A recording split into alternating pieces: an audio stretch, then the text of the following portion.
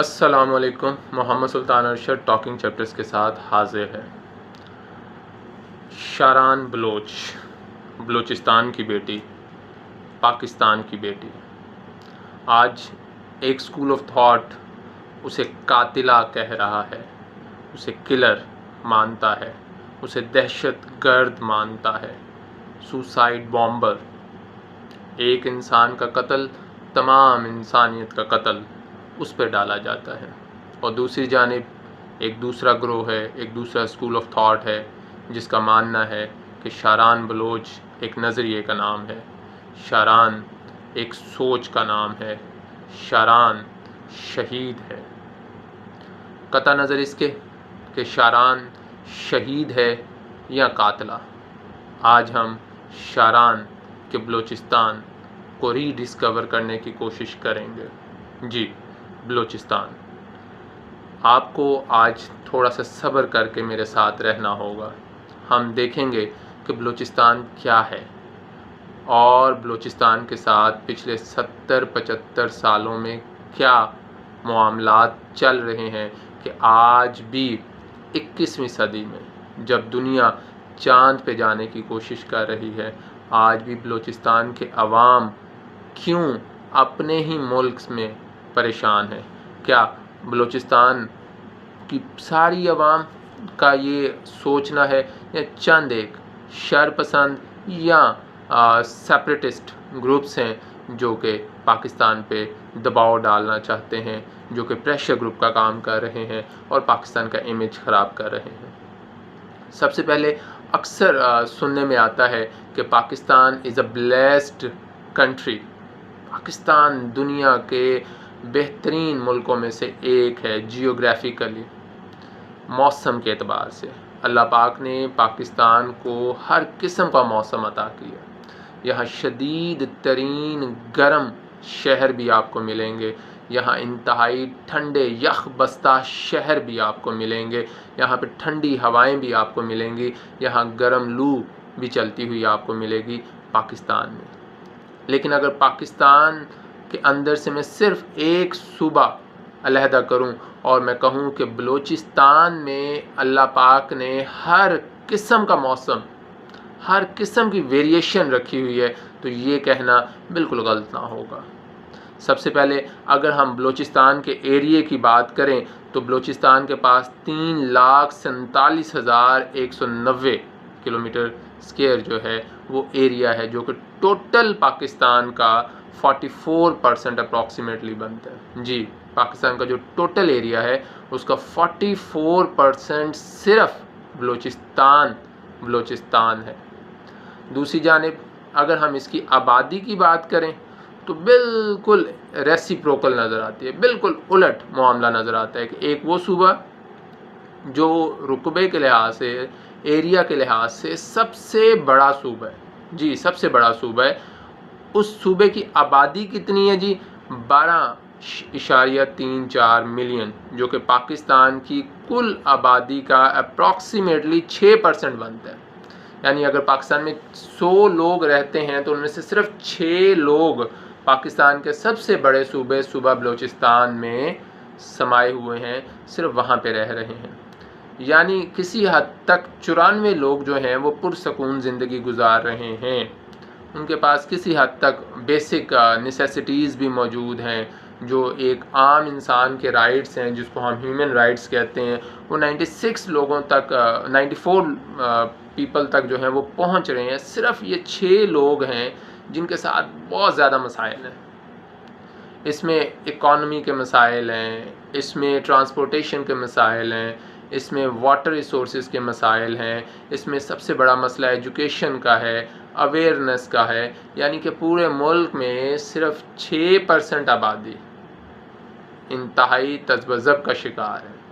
जी, पाकिस्तान का सबसे बड़ा सूबा रकबे के लिहाज से बलूचिस्तान और आबादी के लिहाज से सिर्फ तकरीबन 6% आबादी, वो भी बलूचिस्तान के पास। अगर हम बलूचिस्तान के एथनिक ग्रुप्स को देखें तो बलूचिस्तान में 3 बड़े एथनिक ग्रुप्स हैं ज़ुबान के लिहाज से, थोड़ी बहुत कल्चरल वेरिएशन के लिहाज से। इसमें हमें सबसे पहले बलोच नज़र आते हैं जो कि सूबे का टोटल 52% बनाते हैं।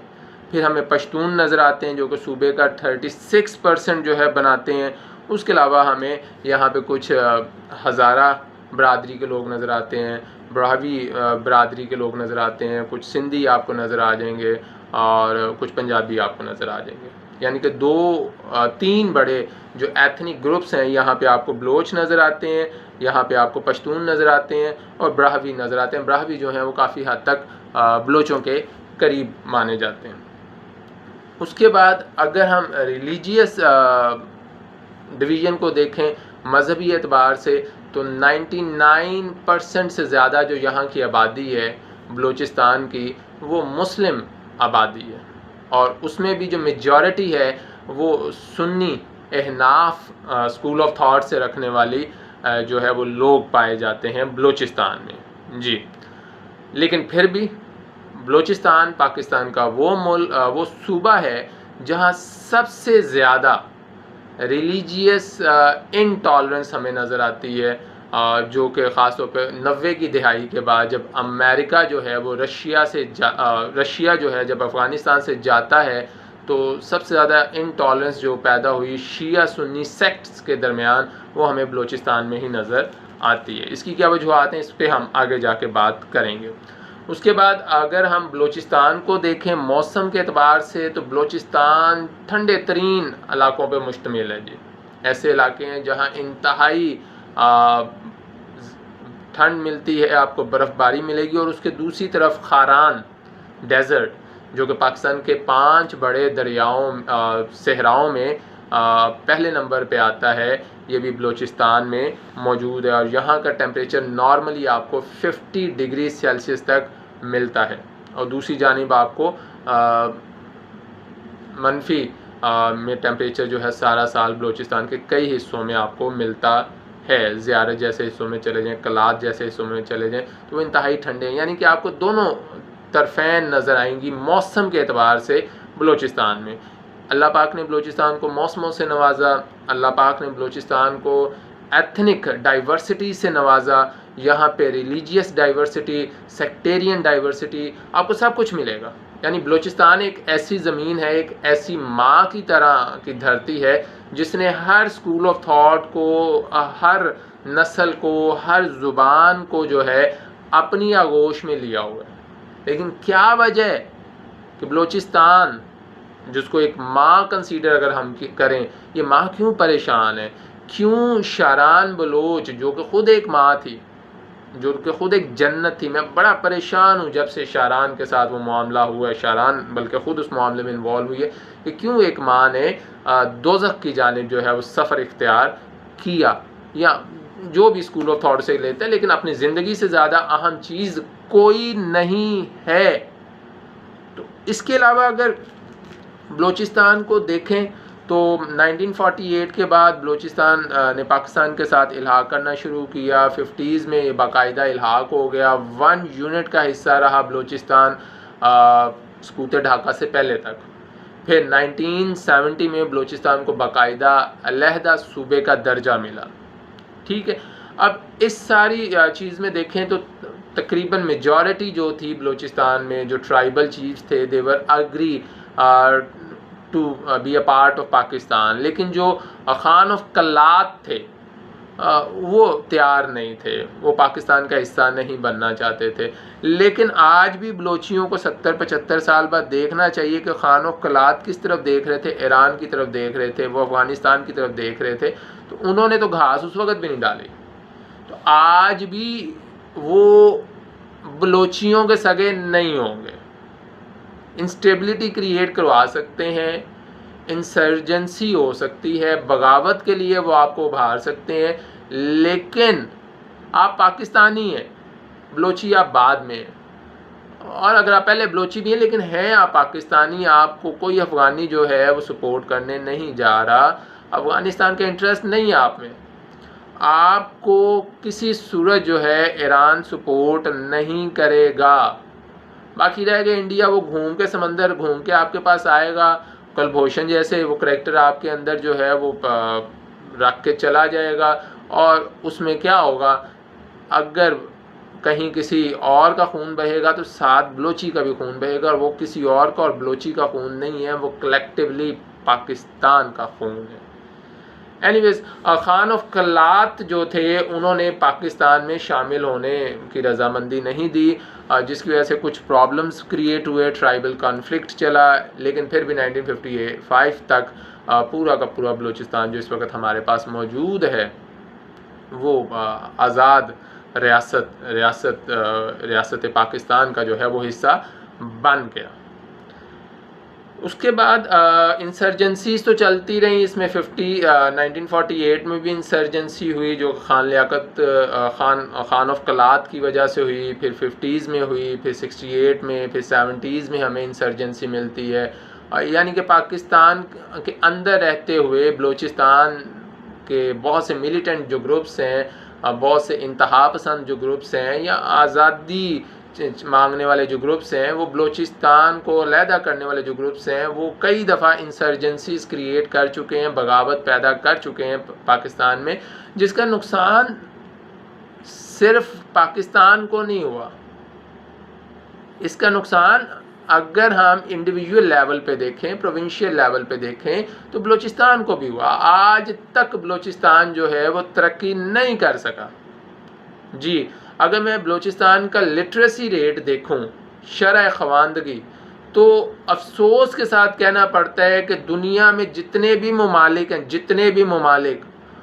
उनमें जो फीमेल लिटरेसी रेट है वो सबसे कम जो है वो हमें रूरल बलूचिस्तान फीमेल्स में मिलता है। जी, बलूचिस्तान की जो देहाती ख़वातीन है, और मैं आपको बताता चलूँ कि बलूचिस्तान की कुल आबादी का कम व बेश 80% हिस्सा देहातों में रहता है। तो जो देहाती ख़वातीन है, जो कि बलूचिस्तान की कुल आबादी का तकरीबन 47% है, कुल बलूचिस्तान की आबादी चाहे वो शहरी हो या देहाती, और उसका भी 80% जो है वो देहातों में रहता है। तो बलूचिस्तान में जो हमारी बेटी है उसकी जो शरह ख़वानदगी है वो सिर्फ 2% है, सिर्फ 2%। यानी जो माँ है, जो कि पहली दर्सगाह है, वो तालीम से बहुत दूर है।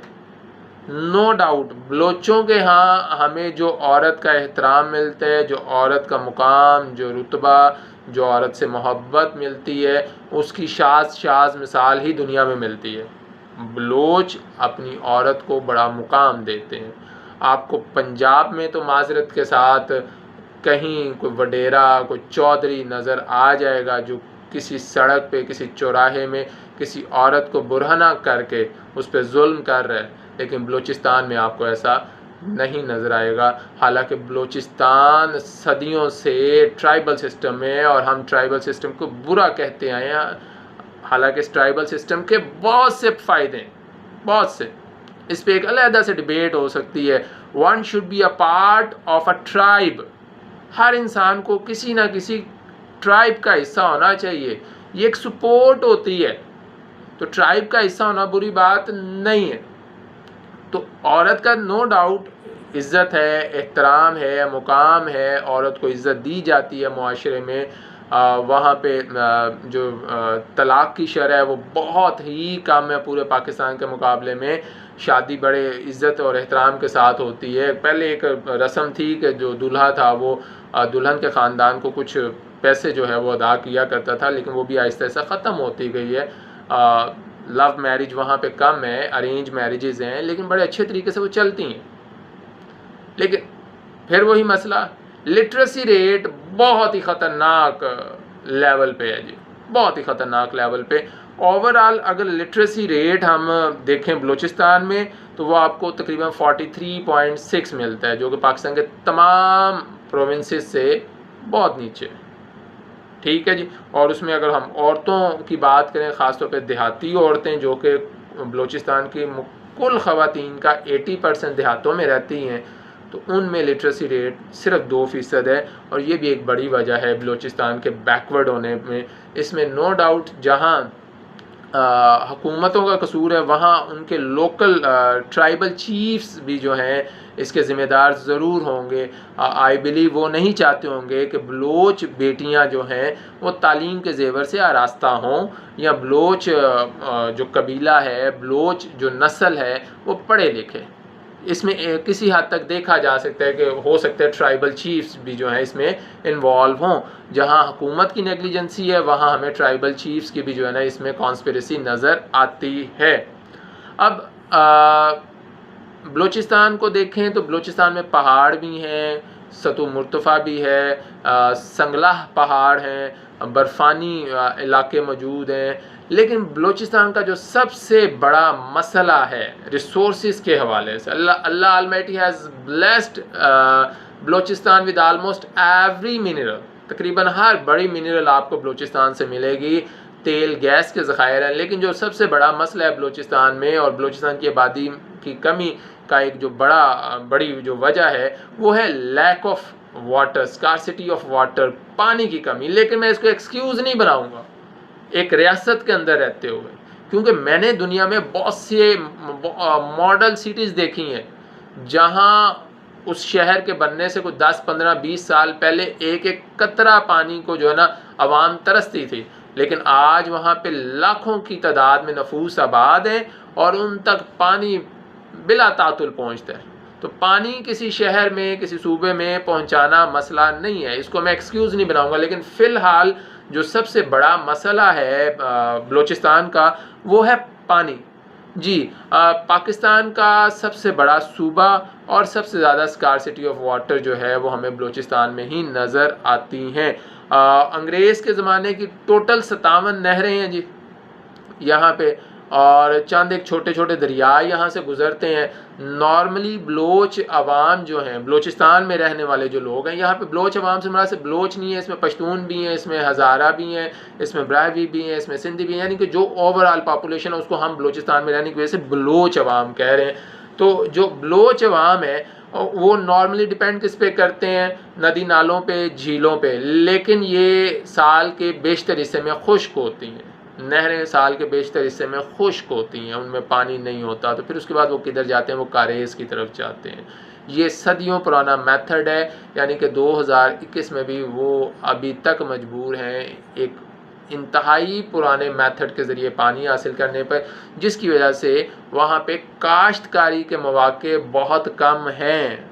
हम चाहें, पाकिस्तान की हुकूमत चाहे, बलूचिस्तान की हुकूमत चाहे, तो बलूचिस्तान जो कि एक बहुत वास्ट एरिया है उसको एग्रीकल्चरल लैंड में, उसे बागात में, उसे हॉर्टिकल्चर के लिए जो है वो उसको काम में लाया जा सकता है। सिर्फ ज़रूरत किस चीज़ की है, सबसे पहले वहाँ पानी प्रोवाइड किया जाए। पानी प्रोवाइड करने के बहुत से तरीके हैं, मैं उन तरीक़ों पे नहीं जा रहा। नीयत हो तो बड़ा पानी बलूचिस्तान के लिए।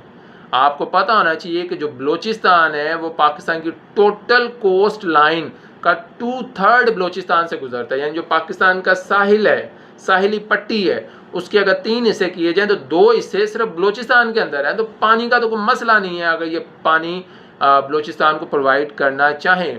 फेडरल गवर्नमेंट भी और आपकी जो प्रोविंशियल गवर्नमेंट है वो भी, और उसके बाद आपके जो सरदार, जो ट्राइबल चीफ्स हैं वो भी, ये एक बाहमी कंसेंसस देंगे तो बलूचिस्तान के लिए पानी का कोई मसला नहीं है।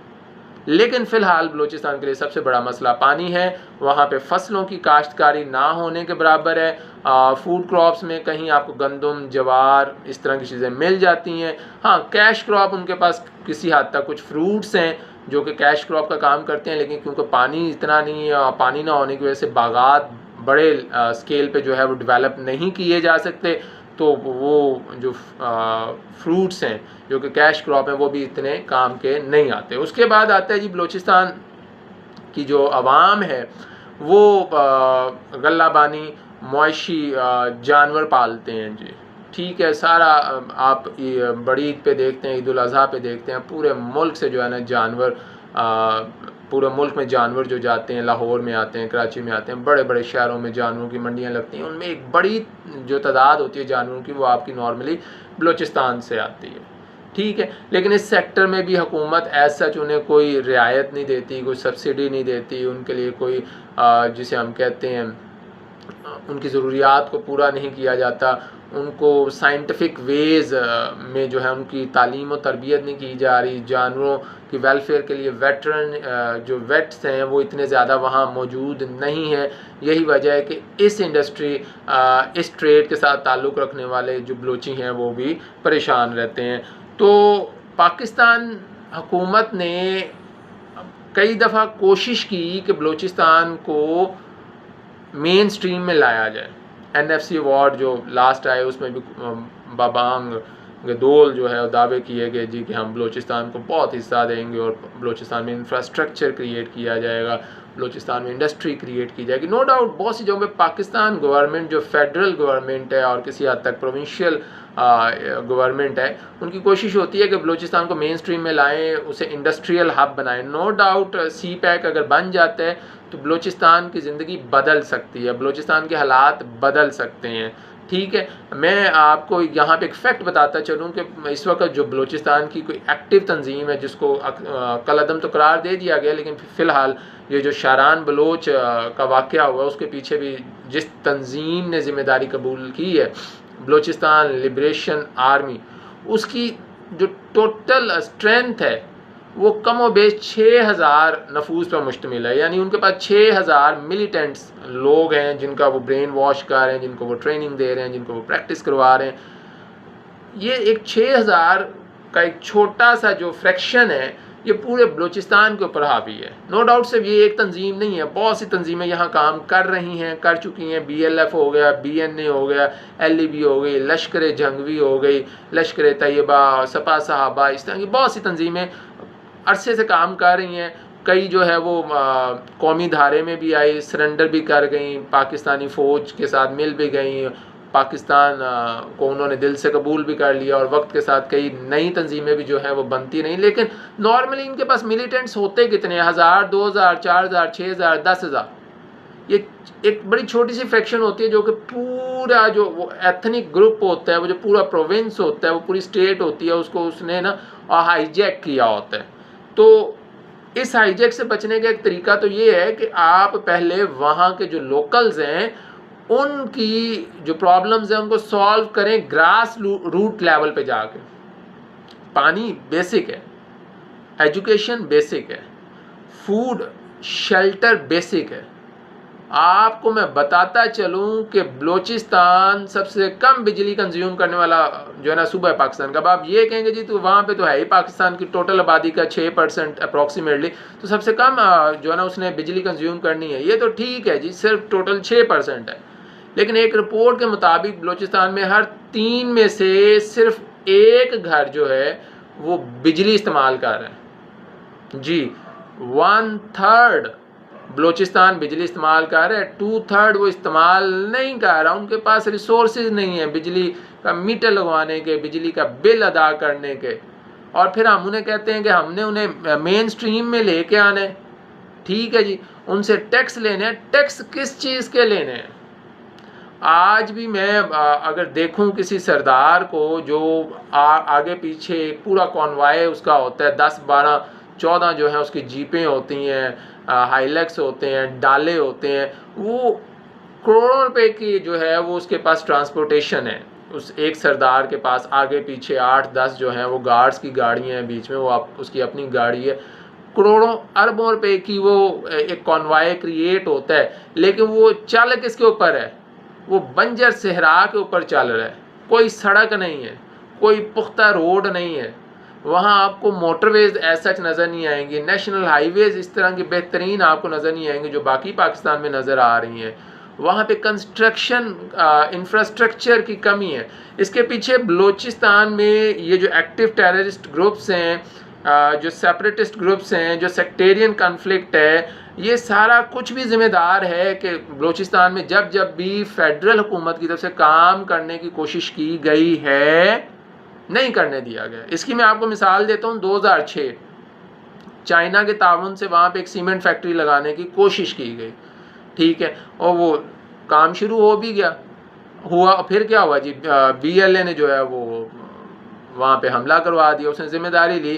और जिसमें चाइनीज़ जो हमारा दोस्त मुल्क है, उसके जो यहाँ पे टेक्नीशियंस आए हुए थे, इंजीनियर्स आए हुए थे, वो किल हुए, कुछ इंजर्ड हुए, तो उन्होंने वहाँ से अपने बंदे मंगवा लिए। इसके अलावा जब जब भी बलूचिस्तान की वेलफेयर के लिए कोई मंसूबा स्टार्ट हुआ, वहाँ पे कोई ना कोई ऐसी तंजीम उठ पड़ती है और मामला जो है वो बिगड़ जाता है। और अब जिस तरह अगर सी पैक को देखें, इसको दुनिया गेम चेंजर कह रही है। पाकिस्तानी जितने भी प्राइम मिनिस्टर्स इस वक्त गुजर चुके हैं, वो इसको गेम चेंजर कह रहे हैं दुनिया के लिए। पाकिस्तान को आलमी मार्केट का हब बनाने की बातें हो रही है, लेकिन ये सी पैक बनना कहाँ पे है? बाकी तो मुल्क से सड़क ही गुजरनी है ना, पोर्ट कहाँ बननी है? पोर्ट तो ग्वादर में बननी है ना, बलोचिस्तान में बननी है। बलोचियों को मसला है कि जी बाहमी कंसेंसस नहीं है, बलोचियों को मसला है जी उनके मुताबिक शेयर नहीं मिलेगा। जैसे कि बलोची इसको रिलेट करते हैं सुई गैस के साथ। सुई गैस बलूचिस्तान से हासिल होती है, पूरा पाकिस्तान जो है चूल्हे अपने जो है वो उसके चलते हैं, खाना बनता है, सारे मामलात होते हैं, इंडस्ट्री चलती है। दूसरा बड़ा ज़ख़ीरा जो है वो बलूचिस्तान में मौजूद है। लेकिन बलूचिस्तान आज तक कहता है कि जी हमें हमारे हिस्से का जो रिसोर्स है, जो हमारे हिस्से का प्रॉफिट है, वो हमारे तक से इतना नहीं पहुंचता। तो जब हमें सुई गैस से कुछ नहीं मिला तो हमें सी पैक से कैसे मिलेगा? तो हमें हुकूमत को कोशिश करने की ज़रूरत है कि अपने बलोची भाइयों को टेबल टॉक उनके साथ करें, उनको समझाएं, उन्हें इक्वालिटी दें, उनकी सेल्फ रिस्पेक्ट का ख्याल करें, तभी जाके ये गेम चेंजर सी पैक जो है वो बन सकता है। वरना इंडिया तो चैलेंज चलता रहेगा, ईरान नहीं चाहेगा, अफ़गानिस्तान नहीं चाहेगा, और अमेरिका तो चाहते ही नहीं है, यूरोपीय यूनियन तो चाहते ही नहीं है। ये करीब करीब के नहीं चाहेंगे, बाकी दूर से जो है उन्हें, आपको पता ही है, फिर शहद की उंगली लगाते रहेंगे और फिर आपका ये मसला चलता रहेगा।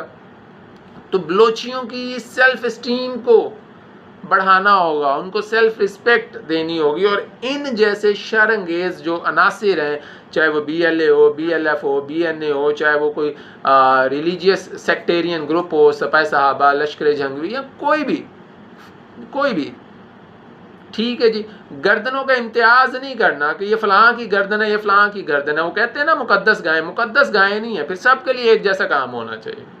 तो फिर ही जाके जो है वो बलूचिस्तान का मसला हल हो सकता है। नो डाउट 2009 में कोशिश की गई हकूक़ बलूचिस्तान पैकेज जो है वो दिया जाए।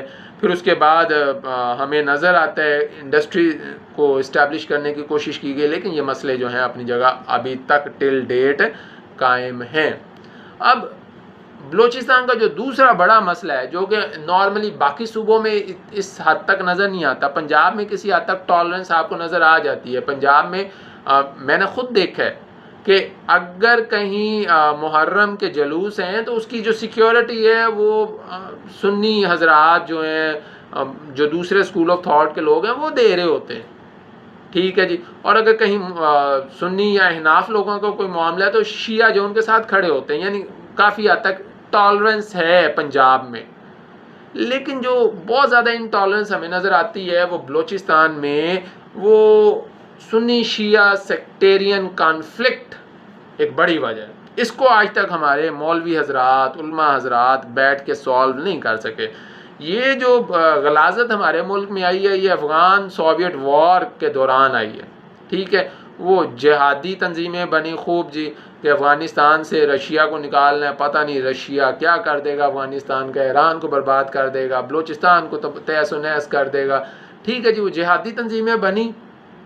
अब उन जिहादी तंजीमों ने उस वक्त काम किया, अच्छा किया, बुरा किया, रशिया चला गया।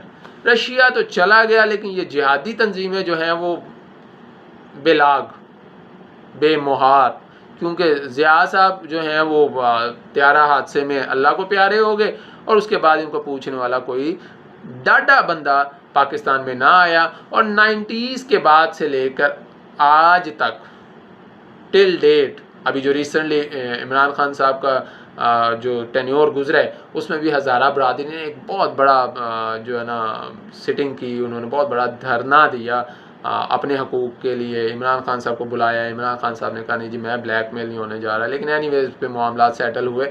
तो अगर इस हज़ारा बरादरी को देखें तो अप्रॉक्सीमेटली कोयटा के आसपास ये एक 7 लाख के करीब एक छोटा सा एथनिक सेक्टेरियन ग्रुप है, ठीक है। ये 19वीं सदी में अफ़गानिस्तान से हिजरत करके हमारे बलूचिस्तान में आए थे। ठीक है, उस वक़्त वहाँ का बादशाह था जी अमीर अब्दुर्रहमान ख़ान। उसने इनका जीना हराम किया। पाकिस्तान उस वक़्त जो है ये पाकिस्तान जो आज का पाकिस्तान है उसका बॉर्डर क्रॉस करके इधर कोयटा शहर के आसपास जो हैं कहीं ये सेटल हुए और इन्होंने ट्रेड में और ट्रांसपोर्टेशन में अपने पाँव जमाए।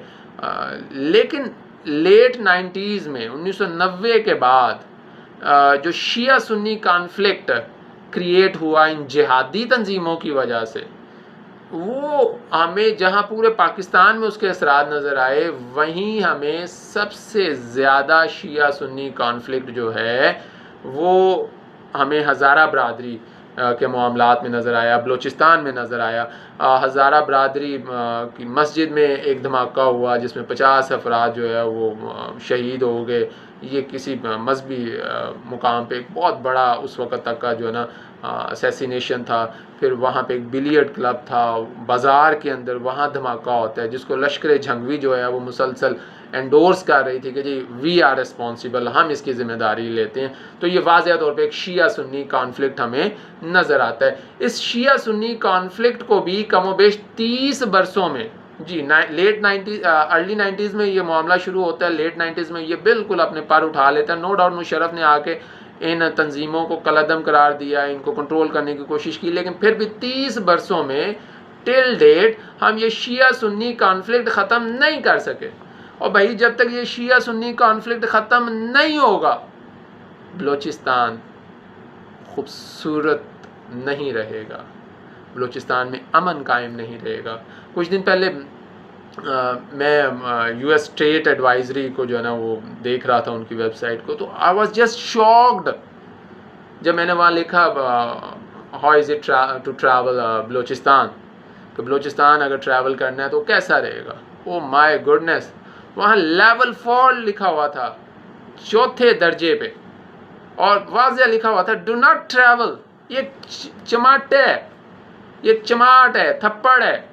इसको महसूस करना होगा हुकूमत वक्त को भी, रियासत को भी, उस सूबे को भी और उस सूबे की आवाम को भी। इस कदर खूबसूरत सूबा है बलूचिस्तान, वेराइटी ऑफ सीज़न। मैं जैसे बता चुका हूँ कि अल्लाह पाक ने सब कुछ दिया बलूचिस्तान को, इस कदर खूबसूरत। और उसके लिए एक स्टेट एडवाइजरी क्या कहती है, do not travel to Balochistan, Balochistan का सफ़र नहीं करना।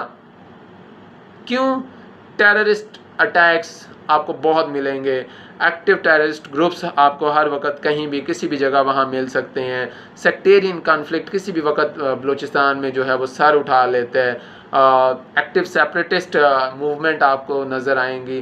तो भाई हमने पाकिस्तान के टूरिज़म को कैसे प्रमोट करना है? इन चीज़ों पे कंट्रोल पाना होगा, और कंट्रोल पाने का सिर्फ एक ही तरीका नहीं है, डंडा सबका वीर नहीं होता। नो डाउट डंडा बिगड़े तिगड़ों का जो है ना वो पीर होता है, लेकिन सबका वीर नहीं होता। हमें पीर नहीं बनना, हमें वीर बनना है, भाई बनना है। वी आर ब्रदर्स, हमें भाईचारा पैदा करना है।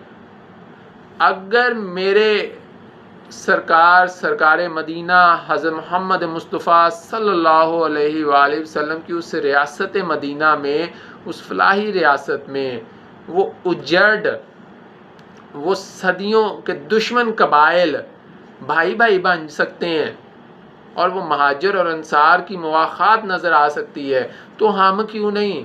हम रिलीजियस पॉइंट ऑफ व्यू से एक, पासपोर्ट एक ज़ुबान पूरे मुल्क में समझी बोली जाती है, करेंसी हमारी एक, एजुकेशन सिस्टम किसी हद तक हमारा एक, तो क्यों हम सब भाइयों को लेके इकट्ठा नहीं चल सकते? क्यों हम शारान जैसे वाक़यात को जो है वो एक्सपीरियंस कर रहे हैं? हमारी बेटियां जो हैं वो हमारे लिए स्कूल हैं, हमारी माएँ बहनें जो हैं वो हमारी चादर और चार दीवारी के अंदर हमारे लिए हुर्मत हैं। क्यों हमने उन्हें इस कदर मजबूर किया, या क्यों उनको हमने किसी का आला कार बनने दिया? क्यों हमने किसी को इजाज़त दी कि वो उसकी ब्रेन वॉशिंग ऐसी करे कि वो जाए और अपनी सबसे कीमती चीज़ मताए जान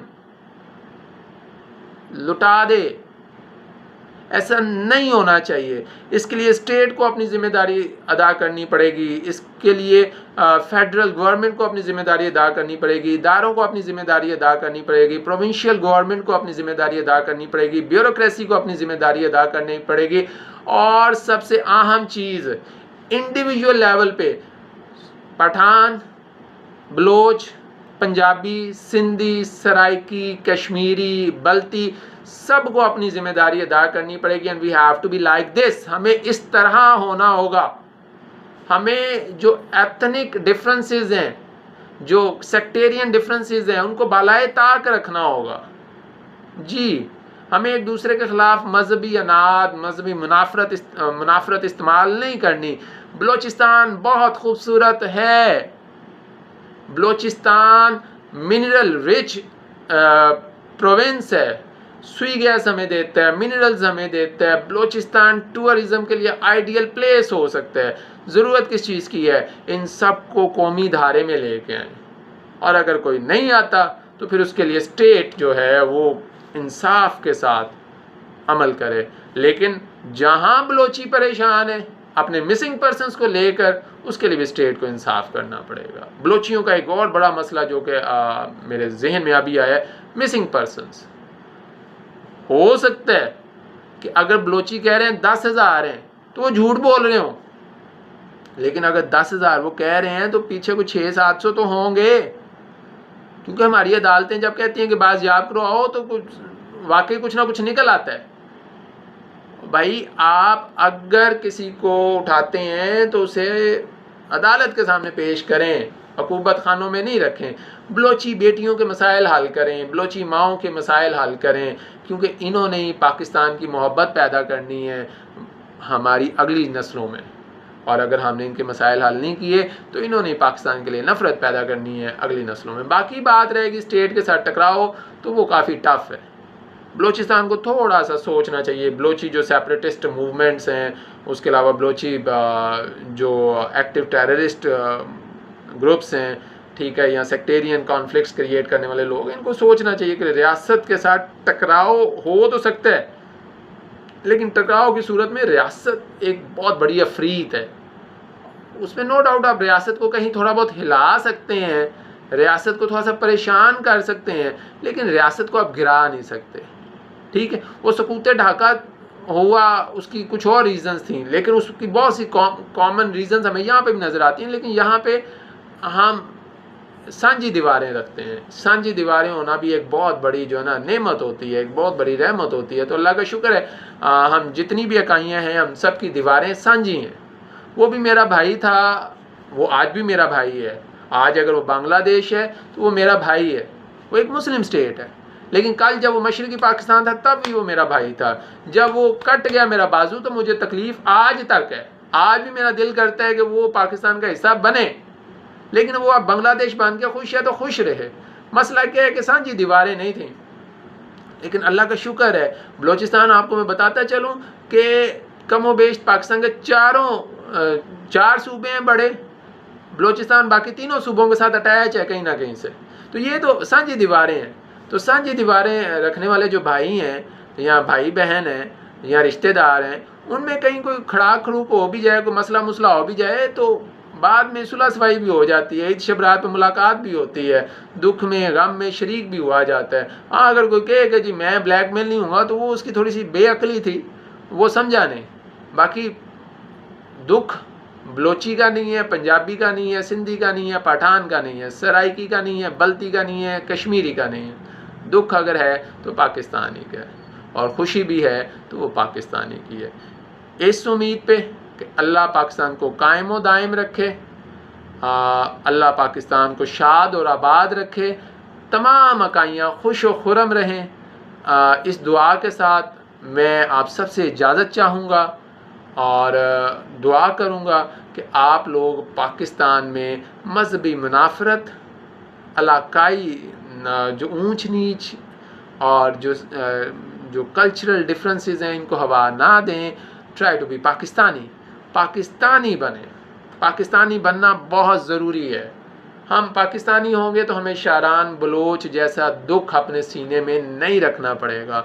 वो कल भी पाकिस्तान की बेटी थी, वो आज भी पाकिस्तान की बेटी है। नो डाउट उसने गलत किया, जन्नत जहन्नुम हो गए, लेकिन हम और शारान नहीं चाहते, हम और शारान बलोच नहीं चाहते। बेटियां, माएँ, बहनें हैं, ये बड़ी खूबसूरत होती हैं, अल्लाह का अतिया हैं, अल्लाह की नेमतें हैं। ये इनकी तो हमने बड़ी अच्छी ख़ुद से ग्रूमिंग करनी है, ये तो रियासत की भी ज़िम्मेदारी है।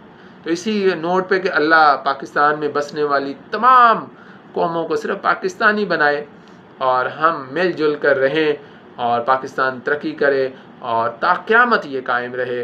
अपना बहुत सा ख्याल रखिएगा और बलूचिस्तान की जल्द अज जल्द सैर को जाने की कोशिश करें। बलूचिस्तान ज़िंदाबाद, पाकिस्तान पाइंदाबाद। अल्लाह हाफ़िज़।